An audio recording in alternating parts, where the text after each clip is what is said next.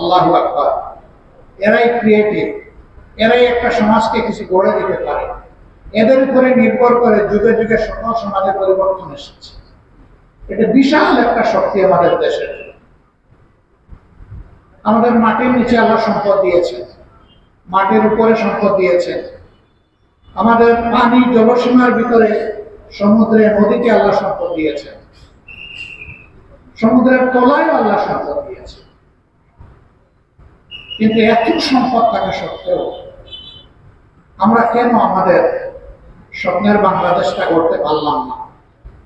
কেন একটি ইনসাফ ভিত্তিক সমাজ গত 54 বছরে আমরা পেলাম না? উত্তর একটাই, একটা সম্পদের অভাবের কারণে আমরা এটা পারিনি। এটি হচ্ছে চারিত্রিক সম্পদের অভাব। এই চারিত্রিক সম্পদের অভাবের কারণেই আমরা দেশ করতে পারিনি। যারাই যখন দেশের দায়িত্বে গিয়েছেন দেশ পরিচালনার জন্য, তারা প্রথমে চিন্তা করেছেন আমার সুবিধাটা কোথায়, এরপরে চিন্তা করেছেন আমার দলের সুবিধা কোথায়। এই দুই সুবিধা মেটাতে গিয়ে তারা হাঁপিয়ে উঠছেন। এরপরে জনগণের দিকে আসলে ভালো করে ফিরে তাকানোর তারা সময় পান না। এই প্রত্যেকটা মানুষ বড় ভাগ্যবান, তাই আমি তার ব্যতিক্রম। সবার নিজের বাড়ির চাইতে শ্বশুর বাড়ি ভালো, তবে ইলেকশনের আগে নয়, বিজয়ী হওয়ার আগে নয়।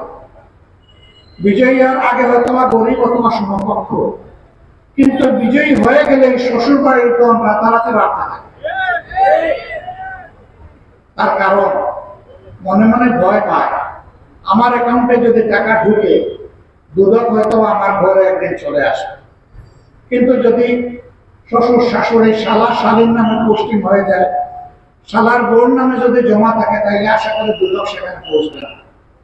কিন্তু কপাল মন্দ থাকলে দুদক সব জায়গায় চলে যায়।